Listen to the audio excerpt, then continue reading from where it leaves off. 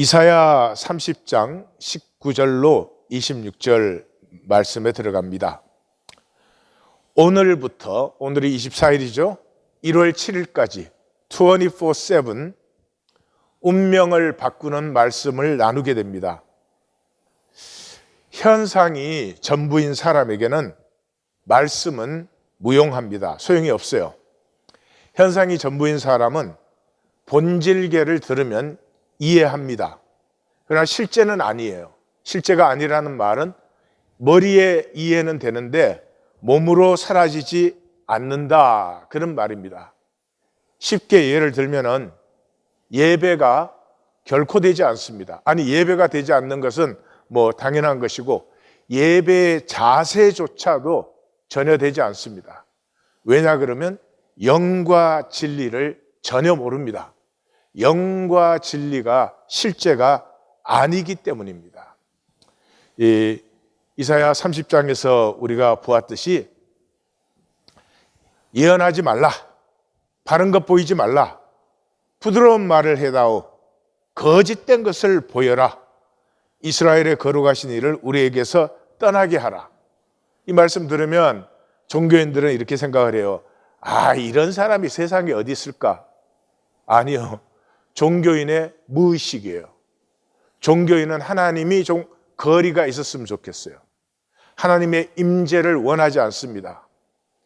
예, 하나님 거룩하시고 사랑이시고 다 좋은데 조금 거리가 있어서 내가 내 마음대로 할 수 있는 것을 원하지, 예, 하나님과 함께하고 하나 되는 것을 원하지 않습니다. 이번에 24일부터 시작되어 7일에 끝나는 24/7 이 집회 기간은 운명을 바꾸는, 이 삶을 바꾸는 말씀들을 나누게 됩니다. 예배자로 만나십시오. 정말로 운명이 바뀌기를 원한다면 예배자로 만나십시오. 30장 19절에서 26절은 제목을 하나님의 사람들, 사랑받는 자들이라고 했습니다. 하나님께서 예수님에게 이는 내 사랑하는 아들이요 딸이요 내 기뻐하는 자라, 그렇게 말씀하셨어요. 이 말씀을 수없이 읽었을 수도 있습니다. 그러나 이 말씀이 영에 들리면, 우리의 영에 이 말씀이 들리면 영이 살아나는 거예요. 예, 우리 인간은 흙으로 빚으시고 생기를 불어넣었잖아요. 그러니까 이 하나님의 사랑의 음성이 우리의 영에 들려서 진동하기 시작하면 기가 살아납니다. 그래서 기가 죽어가지고 어떻게 하든지 세상에서 조금 편하게 이익 좀 챙기면서 그렇게 하나님의 형상을 우리 스스로 버렸는데, 기가 살아나면서부터 조금 불편해도, 조금 더 어려워도, 사실은 더 어렵지 않습니다. 그럼에도 불구하고 내가 진정으로 원한 것, 내 중심이 살고 싶은 그런 삶을 사는 기상이 피어나는 것이에요. 이 본문은 바로 그런 사람들을 우리에게 증거해 주고 있습니다. 먼저 본문의 특징을 좀 보면 앞에까지 전쟁 소식이 난무하고, 또 안에서는 친애굽이냐 반애굽이냐 서로 소란스럽고 이렇습니다. 그런데 갑작스럽게 이런 현상의 상황들이 잠잠해집니다. 25절 상에 보면은 상황은 여전히 어지러운 힌트를 볼 수 있어요. 그럼에도 불구하고 이 본문 전체에서는 상황은 잠잠해지고 오히려 그 상황이 멀어지고 희미해진 상태에서 하나님의 사랑의 음성만 들려오는 그런 본문입니다. 두 번째는 여기 스승이라고 번역된 부분은 아주 잘못된 번역이에요. 그 단어가 야라라는 단어인데 원래 의미는 쏘다, 화살 같은 것을 쏘다, 던지다 또는 가르치다, 그런 단어입니다. 그래서 이것은 가이드, 인도자라고 번역하는 것이 훨씬 더 나을 것입니다. 이 야라가 하나님의 칭호로 나오는 것입니다. 다른 데서는 안 나오죠. 굉장히 낯선 하나님의 칭호예요. 예. 그러니까 이 친밀한 관계에서는 다른 사람하고는 쓰지 않는 용어를 쓰죠. 그죠? 연애할 때는 둘만 통하는 어떤 암호 같은 게 생기잖아요. 그와 마찬가지예요. 이 남은 자들과 하나님 사이에는 그들만이 통하는 이 하나님의 칭호가 있는데 그게 야라예요. 야라. 이 가르치다, 인도하다. 다시 말해서 목자죠. 목자가 인도자죠. 근데 목자란 말은 일반적으로 많이 쓰기 때문에 남은 자와 하나님 사이에서는 이 가이드로 이렇게 나타나는 것이에요. 이 야라가 나타나는 대표적인 것이 그 마라의 썸물에서 여호와께서 그에게 한 나무를 야라 가르치시니 그가 물에 던지니 물이 달게 되었더라. 거기서 여호와께서 그들을 위하여 법도와 율례를 정하시고 그들을 시험하실세. 그러죠? 하나님이 가르치는 순간에 시험이 돼요. 왜요? 가르치는 순간에 그대로 하든지 불순종하든지 그게 딱 나뉘기 때문에 가르침이 시험이에요. 또 예수님께서 그렇게 말씀하셨죠. 내가 너에게 말하였으되 믿지 아니하는도다. 내가 내 아버지의 이름으로 행하는 일들이 나를 증거하는 것이건 나를 가르치고 있는데 너희가 내 양이 아니므로 믿지 아니하는도다. 내 양은 내 음성을 들으며 나는 그들을 알며 그들은 나를 따른다. 이렇게 말씀하셨습니다. 그러니까 하나님의 사람, 하나님의 자녀는 반드시 어느 누구도 듣지 못하는 하나님의 사랑의 음성을 그 심령에 듣고 있습니다. 이것 없이 신앙생활을 할 수 없어요. 혈과 육은 조건과 상황을 초월하지 못해요. 절대로 초월이 안 되죠. 그 초월이 가능한 것은 이 사랑의 음성이 들릴 때. 그죠? 예. 자, 본문의 구조를 보면 남은 자들의 복을 이 본문이 말해주는데 이것은 하나님의 임재를 받은 자들의 복이에요. 임재를 받은 자들. 종교인들은 임재를 원하지 않아요. 하나님 사랑합니다, 찬양합니다 다 하지만 그러나 하나님 조금 저쪽에 계세요. 예. 내가 알아서 할 테니까 조금 저쪽에 계시면서 그저 내가 하는 일을 축복해 주세요. 이러지 임재를 받는다는 것은 좋은 일이지만 굉장히 부담스러운 거예요. 예, 그러죠? 예, 연애할 때는 좋죠. 그런데 이제 결혼해서 함께 살면 문제가 생기는 것처럼 좋다는 것이 그냥 좋기만 한 것이 아니죠. 좋기 때문에 희생되는 것이 반드시 일어납니다. 그래서 종교인은 임재를 원하지 않아요. 자, 요한복음 7장 38절에 나를 믿는 자는 성경의 이름과 같이 그 배에서 생수의 강이 흘러 나오리라. 그래서 이 남은 자들의 삶은 바깥에 있는 현상을 끌어다 채워서 사는 삶이 아니라 하나님의 임재 안에 있음으로 말미암아서 그 내 안에 하나님의 형상의 무한, 하나님의 형상은 무한이죠. 무한이 열리는 그런 삶이 되는 것입니다.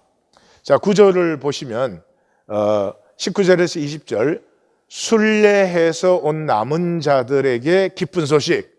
이 시온까지 순례해 온 사람들, 그 하나님을 기다리고 바라는 그 사람들은 이제 하나님과 관계에서 듣고 보는, 하나님이 그들을 듣고 보고 그들도 하나님을 듣고 보는 그런 관계가 되는 것이고, 그 대칭되는 부분은 26절에 그날에 여긴 심판날을 말해요. 이 사람들은 온전한 회복이 일어난다. 생명과 권능의 온전한 회복이 일어난다. 그 안쪽에는 뒤에서 들리는 하나님의 인도의 음성. 그러니까 목자는 뒤에서 인도하죠. 목자가 앞에서 하는 게 아니라. 그러니까 여기서 야라, 그 목자 같은 하나님의 뒤에서 인도하는 음성. 그 대칭되는 부분은 23절에서 25절로, 그래서 이 사람들은 환난과 파멸 속에서도 목자의 지키심에 은혜와 복을 받는 남은 자들을 얘기해요. 그리고 그 중앙이 남은 자들은 하나님의 정결케 하심을 받은 자들이에요. 하나님은 우리를 계속 정결케 하는데 우리가 안 받죠. 예, 그래서 이 정결케 하심을 받은 자들이에요. 19절 시온에 거주하여 예루살렘에 거주하는 백성아, 그렇게 했는데요. 여기 거주하다는 단어가 야세브라는 단어예요. 이 나그네 길에 잠깐 머문다, 그런 뜻이에요. 그래서 여기 거주하다는 이게 아주 잘못된, 오해하기 쉬운 그런 번역이에요. 그래서 좋은 영어 번역을 보면 이 부분은 전부 in Zion, in 제루살렘으로 되어 있어요. 그리고 예루살렘의 주민들이라고 할 때는 항상 people of Zion, people of Jerusalem, 그렇게 되어 있어요. of로 되어 있어요. 그래서 여기에 시온과 예루살렘에 순례해 와서 이 잠깐 머무는 그 남은 자들을 얘기하고 있습니다. 이 본문의 주제가 남은 자들인데 이걸 과연 볼 수 있을까, 저는 굉장히 못 볼 것이라고 사실 생각했습니다. 왜냐하면 맥락으로는 어느 정도 짐작이 되지만 정확한 것은 이 야세브를 봐야 되는데 야세브를 볼 수 없잖아요. 성도님들은 원어도 모르시고 하니까. 그랬는데 이번 말씀 나누기 첫 나눔에 남은 자들이라고 딱 올랐어요. 와, 그때 저는 굉장히 행복하고 감사하고 기뻤습니다. 예. 그래서 그 성도님한테 내가 바로 연락을 했어요. 어떻게 남은 자인 줄 알았느냐? 이거 찍기 한 거 아닌가? 그래서 했더니 그 성도님은 그 1절부터의 쭉 맥락을 그 볼 때 제일 마지막이 그 기다리는 자가 복이 있도다 하는 것이잖아요. 예. 그래서 그 맥락으로 그 남은 자라고 하는 걸 파악했다고 그래서 야, 말씀 만나기가 확실하게 열려 있구나 하고 너무너무 하나님께 감사했습니다. 자, 이 남은 자들은 다시 통곡하지 아니할 것이고 그러므로 내가 부르짖는 소리를 말미암아 내게 은혜를 베풀고 그가 들으실 때 내가 응답하고, 이중이죠. 부르짖을 때 은혜 베푸시고 그 부르짖는 걸 들으실 때 내가 응답하는 것이니까 이중이죠. 그래서 부르짖는 소리는 뭐예요? 18절에 하나님의 정의가 이루어지기를 기다리는 것이죠. 그것을 부르짖는 것이죠. 그래서 이 계시록 6장 10절에 가면 어느 때까지입니까? 하나님의 통치, 하나님의 정의, 하나님의 공의가 이루어지지 않고 이렇게 계속되는 것이 어느 때까지입니까? 하는 게 나오죠. 그러니까 기다림은 남은 자의 특징이에요. 남은 자는 반드시 하나님의 정의가 이루어지기를 기다리는 사람들이에요. 자, 이 사람들은 하나님과 교통하는 사람들이에요. 통하는 사람들이에요. 그래서 이사야서의 중요 주제가 하나님의 백성과 하나님이 통하지 않는 거예요. 그래서 제일 마지막에 가서 보면은 58장에 금식 기도장이라 그러죠. 그런데 너희가 금식해도 내가 듣지 않는다. 나하고 통하지 않는다. 그렇게 말씀하시죠. 그리고 1장 15절에 이미 시작할 때 너희가 손을 펼 때에, 이 손을 펼 때 그 말은 기도할 때 그 말이에요.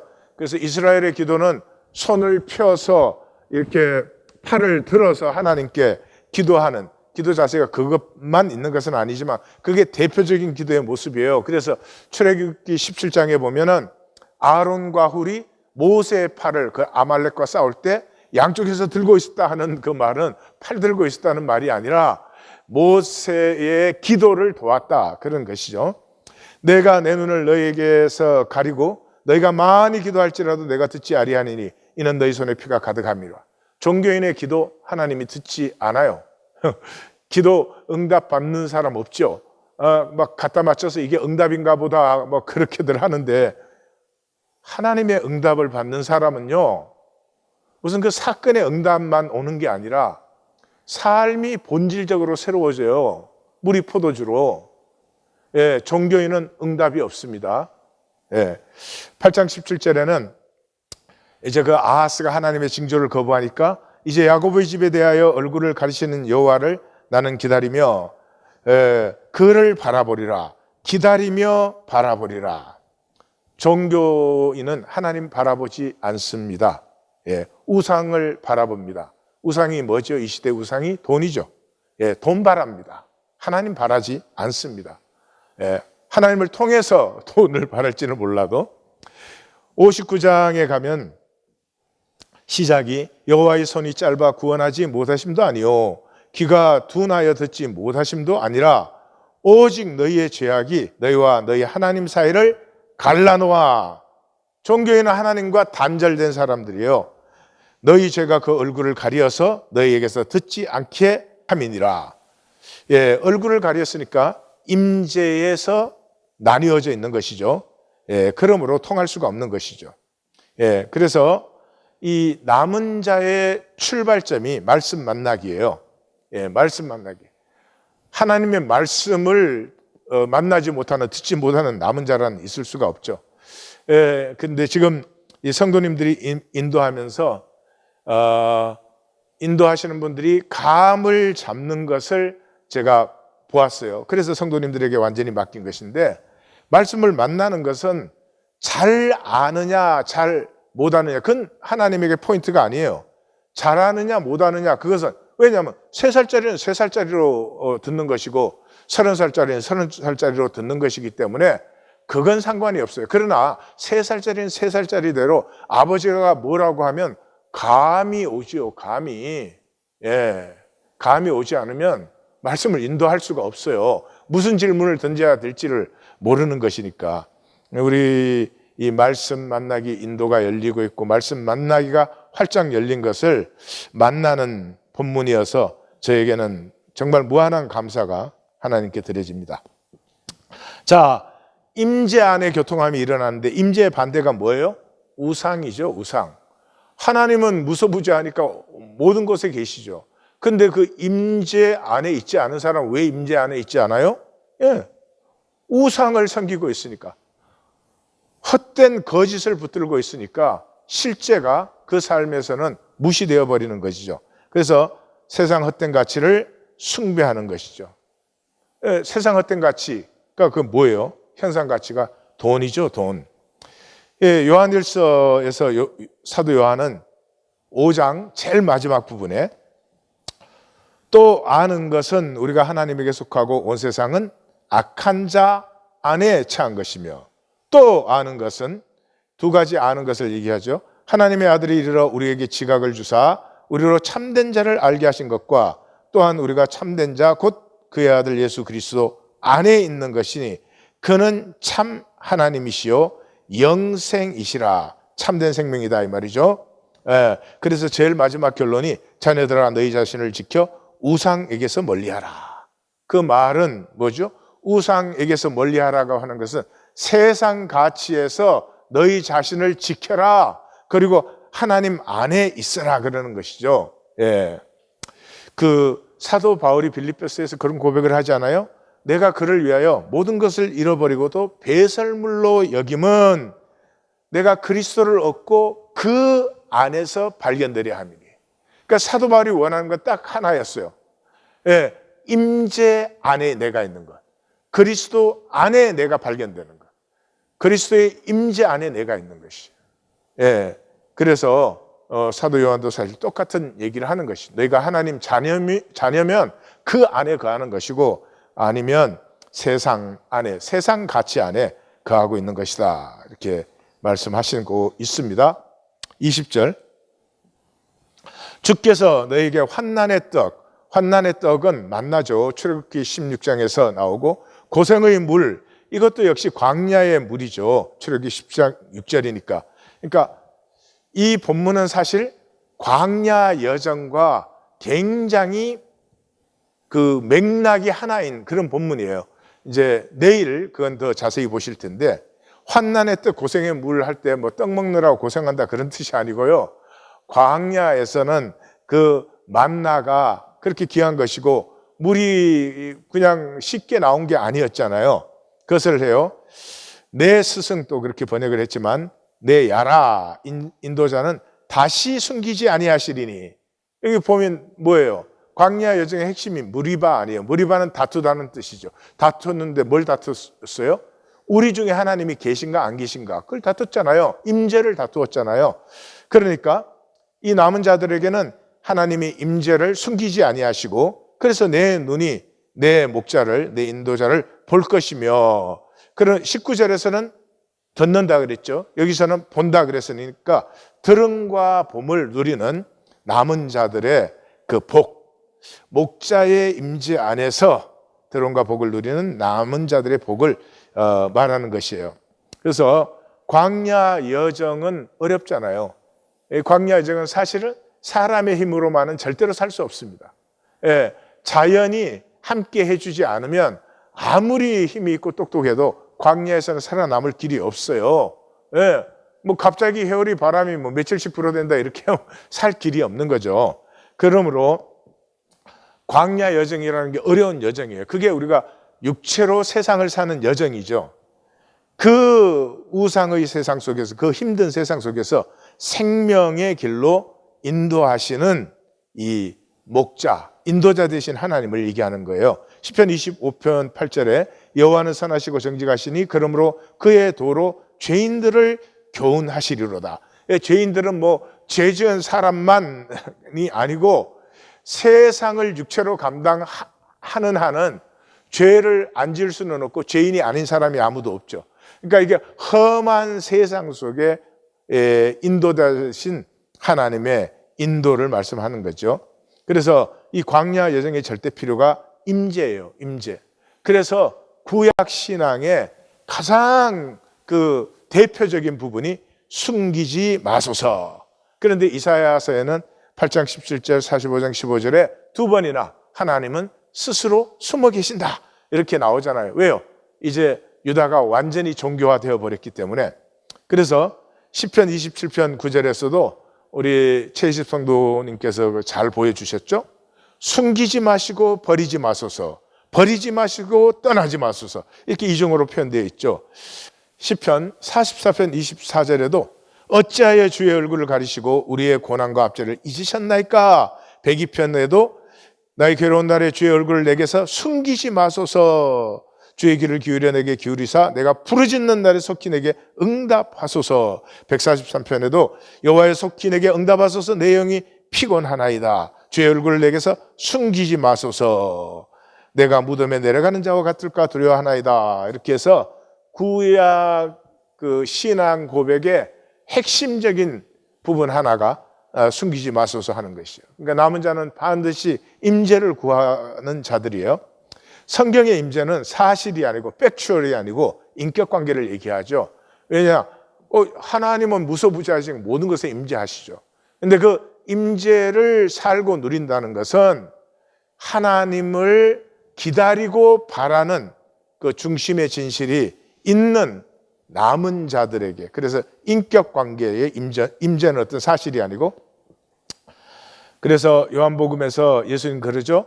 아버지께 참되게 예배하는 자들은 영과 진리로 예배할 때가 오나니 곧 이때라. 아버지께서는 자기에게 이렇게 예배하는 자들을 찾으시느니라. 그러니까 여기 예배는 이런 예배 의식을 얘기하는 게 아니죠. 예배는 관계 중심이에요.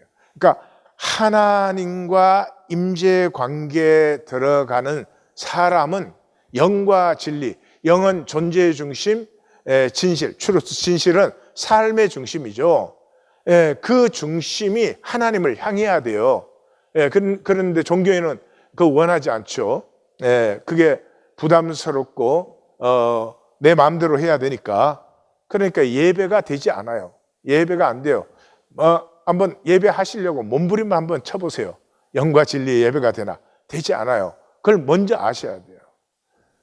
나는 예배가 되지 않는구나를 알아야 예배자가 되고 싶은 마음이 들지, 예배자 들으라는 게 자꾸 이학관 성도가 무슨 설명하고 권면하는 일인 줄 알아요. 제가 권면해서 예배자가 되면은 제가 10,000번이라도 하겠지만 천만의 말씀입니다. 21절, 너희가 오른쪽으로 치우치든지 왼쪽으로 치우치든지 내 뒤에서 말소리가 내 귀에 들려 이러기를 이것이 바른 길이니 너희는 이리 가라 할 것이며, 물론 두말할 것도 없이 귀에 들려 그랬지만 이건 가슴에 울리는 말씀이고, 목자가 양무리 뒤에서 인도하는 모습이죠.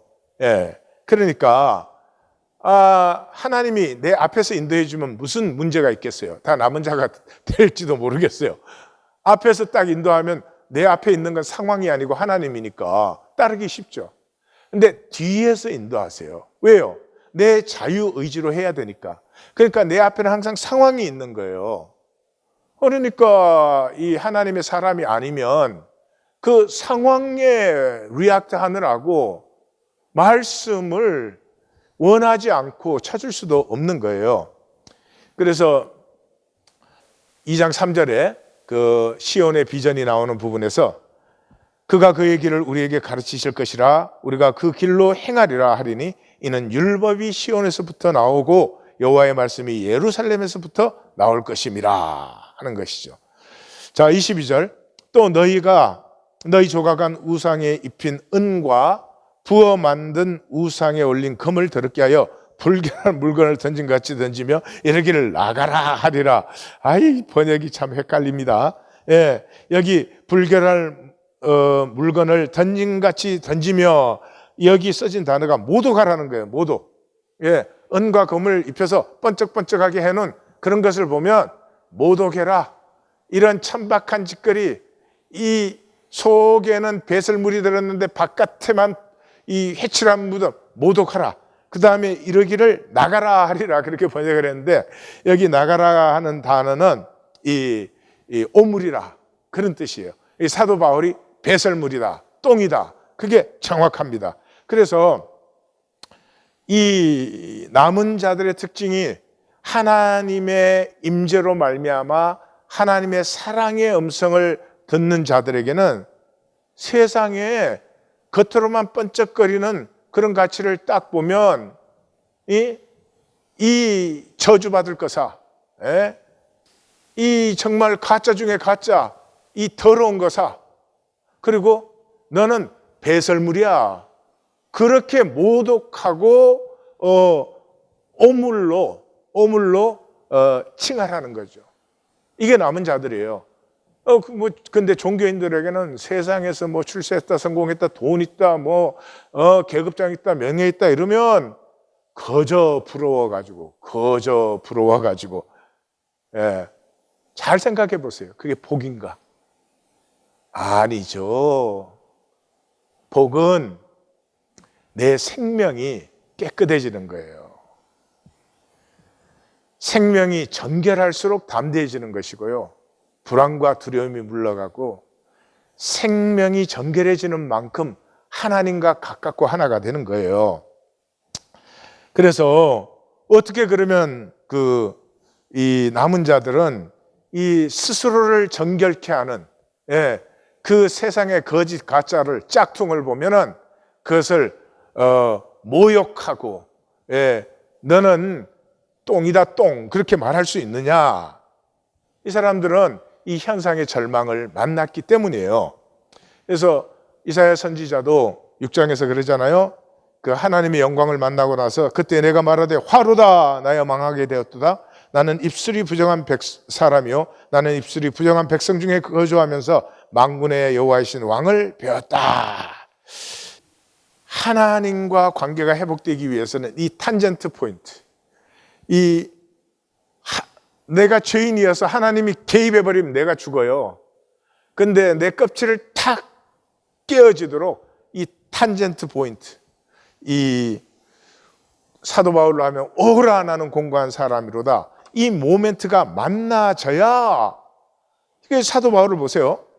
무엇이든지 내게 유익하던 것을 다 내가 그리스도를 위하여 다 해로 여길 뿐더러 또한 모든 것을 해로 여기면 내 주 그리스도 예수를 아는 지식이 가장 고상하기 때문이라 내가 그를 위하여 모든 것을 잃어버리고도 배설물로 여기면 그리스도를 얻고 그 안에서 발견되려 합니다. 그러니까 이때까지 자기에게 이익되던 것들, 그 사도 바울은 성공의 가도를 달리던 사람이었잖아요. 그런 것을 다 볼 때 이건 다 손해야, 이거 다 가짜야, 이렇게 모독했죠. 그리고 그 모든 것을 한마디로 이건 배설물이야, 그렇게 딱 규정했잖아요. 그것에 대해서 관심이 없을 뿐만 아니라 그것이 우리의 인생을 망가뜨리고 있다는 것을 선포할 뿐만 아니라 확증하고, 내가 바라는 것은 그 안에서 그리스도의 임재 안에 내가 있는 것이지 내가 세상 안에서 출세 성공하는 건 아니다 하는 것이죠. 자, 그러면 이제 그 22절에 이 세상의 가짜 짝퉁 추한 것을 보면은 모독하고 이것은 배설물이다라고 선언하면서 그러면 삶에 어떤 전환이 일어나는가? 이 우상 버리기를 하면서 어떤 전환이 일어나는가? 이 우상 버리기를 할 때까지는 임재가 없어요. 임재가 없기 때문에 하나님의 복을 절대 누리지 못합니다. 그러나 이 우상 버리기가 시작되면서부터 복이 회복되는 거예요. 이 굉장히 고대적인 표현이지만 그래도 우리가 느낄 수 있어요. 내가 땅에 뿌린 종자에 주께서 비를 주사 땅이 먹을 것을 내려 곡식이 풍성하고 기름지게 하실 것이며 그날에 내 가축이 광활한 목장에서 먹을 것이요 밭가는 소와 어린 나귀도 키와 새수랑으로 까불어 맛있게 한 먹이를 먹을 것이며 크게 살육하는 날 망대가 무너질 때 고산 준영마다 그 위에 개울과 시냇물이 흐를 것이며, 그러니까 이 우상을 버리는 전환이 이루어진 삶에는 비로소 하늘과 땅에 기름진 것이 풍성해지는 것이고 그 가축까지도 복을 받고 산 꼭대기에까지도 물이 흐르는 이런 이 풍성한 구원과 복을 받게 되는 것이다. 그러니까 여기에서 이제 비는 구약에서는 항상 생명과 그 풍요의 출발이에요. 창세기 2장 5절을 보면 여호와 하나님이 땅에 비를 내리시지 아니하셨고 땅을 갈 사람도 없었으므로 들에는 초목이 아직 없었고 밭에는 채소가 나지 아니하였다. 예, 성경적으로는 비가 내리지 아니하면 생태계에는 nothing happens. 그래서 이 지구에 어떻게 이렇게 물이 생겼나 하는 게 아직도 확실하게 풀지 못한 문제 중에 하나인데요. 왜냐하면 지구가 생성될 때는 불덩어리였잖아요. 불덩어리였는데 지금 뭐 물이 얼마나 많은지 몰라요. 지구 표면의 4분의 3이 물로 덮여 있고 지구의 70%가 물이에요. 그 물 중에 97%가 바닷물이고 3%가 우리가 먹을 수 있는 민물이에요. 근데 이제 대개 지금 모두가 좀 일치하고 저도 그렇게 보는데 그 한때 소행성들이 그 얼음 덩어리거든요. 이게 몇십만 년 동안 이 지구에 우박 내리듯이 계속 지구에 그 와서 부딪혔습니다. 그래서 그게 이제 물의 근원이 됐을 거예요. 그래서 이 성경이 참 놀랍지 않으세요? 하나님이 땅에 비를 내리실 때까지는 nothing happens. 안개만 차오겠다 그렇게 표현하거든요. 성경 참 저는 너무 재밌고 좋습니다. 뿐만 아니라 신명기에 가면은 하나님이 축복하시는 것을 때를 따라 비를 내리시는 것으로 표현을 하고 있어요. 자, 26절 여호와께서 자기 백성의 상처를 쌓아매시며 그들의 맞은 자를 고치시는 날에는 달빛은 햇빛 같겠고 햇빛은 7배가 되어 7날의 빛과 같아. 그러니까 이 회복된 남은 자들의 회복이 이 생명의 복된 기운, 생명은 빛에서 시작되는 거예요. 요한복음은 이 빛은 사람들의 생명이라 그랬죠. 그러니까 어떤 물질이 에너지로 전환될 때 그때 빛이 발생하죠. 그러니까 이 꽃이나 이 화병을 태우면은 이게 에너지로 전환될 때는 빛이 발생합니다. 그러므로 빛이 에너지원이에요. 그러므로 이 빛이 이렇게 강해진다고 하는 것은 하나님 형상의 그 생기가 원래대로 회복되고 그러므로 말미암아 권능이 회복되는 것을 얘기해요.